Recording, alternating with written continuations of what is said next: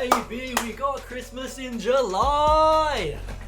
So, we were well aware that UFC 290 is going to have Volk versus Yair for the featherweight title, as well as Moreno versus Pantoja for the flyweight. There's plenty of other good fights in that card, but coming up later in July, Dana White's just announced UFC 291 and 292, and good lord, they're juicy. Let me just have a look at these cards here. So, first of all, for UFC 291, we've got Dustin Poirier versus Justin Gaethje for the BMF title. Now that Masvidal's gone and Diaz is gone, the BMF title's vacant. So they're putting it between the number 2 and number 3 lightweight contenders.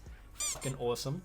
Makes me wonder what's going on with Islam and where that fight's kind of coming in, what's happening. Because we've got the 1, 2, 3, and the 1, 2, 3, and 5 contenders are all fighting in the next couple months. But Islam hasn't fought since February.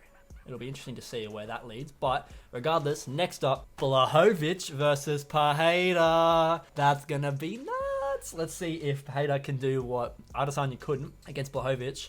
It'll be fucking awesome to see him fight in the UFC at his actual weight, or even still, he'll still have to cut to make 205. But it'll be cool to see him fight at that rather than 185, where it's possible that we're not getting to see all of his ability because he's having to cut and the water weight might be having an effect on his performance. But either way, I'm so keen for that. That's going to be good. Moving on. Tony Ferguson is back. He's fighting Bobby Green. So for the first time in quite a while, we're seeing Tony Ferguson, not that Bobby Green's a shit fighter at all, but he's not against someone like f***ing ridiculous, like the Gaethje fight. He's been put against, he was doing so well and he was on such a good streak that they just started putting him against killers and he just got murked for his last, I think it's four fights in a row he's lost now. As much as I would like to see Bobby redeem himself from the DQ he had recently, I would really like to see Tony not end his career like this. You know what I mean? He's probably, I think it's definitely too late for Tony to make any kind of title run or anything like that, but it'll be awesome to see him just perform well and show that he's still the guy he used to be. It's not like he just lost everything.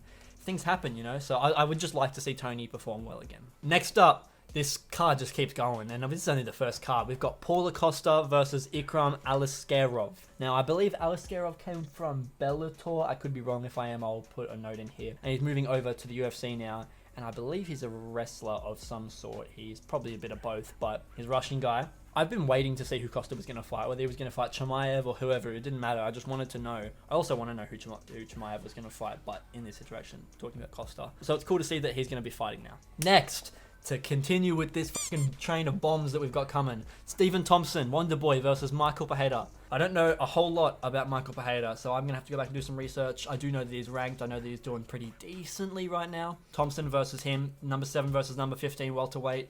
Awesome.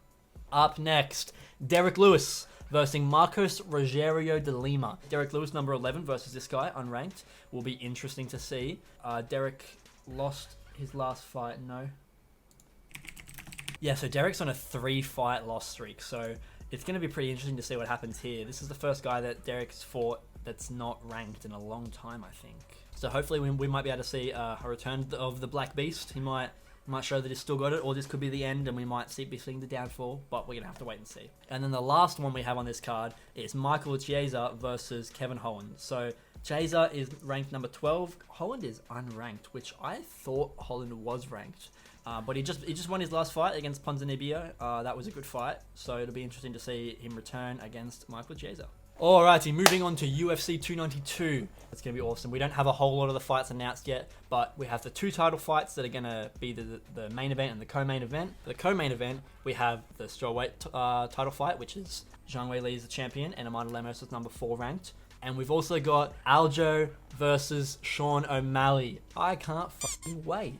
I've been talking about this fight for months. I've been making videos on this fight for months. O'Malley's the guy that I'm going to put my money on. He's the guy that I'm probably going to be a little more actively watching. I'm going to be able to make better call-outs on him when I'm watching the fight. However, Sterling still has an incredible chance. He's still a great champion. He, like I've said in the reaction I just posted, he proved that just because he had some kind of bullshit victories over Piotr Jan and TJ Dillashaw doesn't mean that he's a bad fighter. It might have been a bad way for him to get the title, but that fight against Cejudo showed that he is a very good bantamweight fighter, and regardless, he deserves to be the champion. It's a couple months away, so we'll have to wait and see, but that's going to be another fucking awesome fight. And that's all I had to give you guys. So I am so keen. I'll probably sound like a broken record. I've been saying it over and over again, but god damn, July is going to be amazing with UFC 290, 291, and then coming off of that into August, we're going to get UFC 292. So expect some reactions to come for those. Amongst other things, I'll continue to bring out the reactions for UFC 289 coming up, as well as maybe some of the fight nights.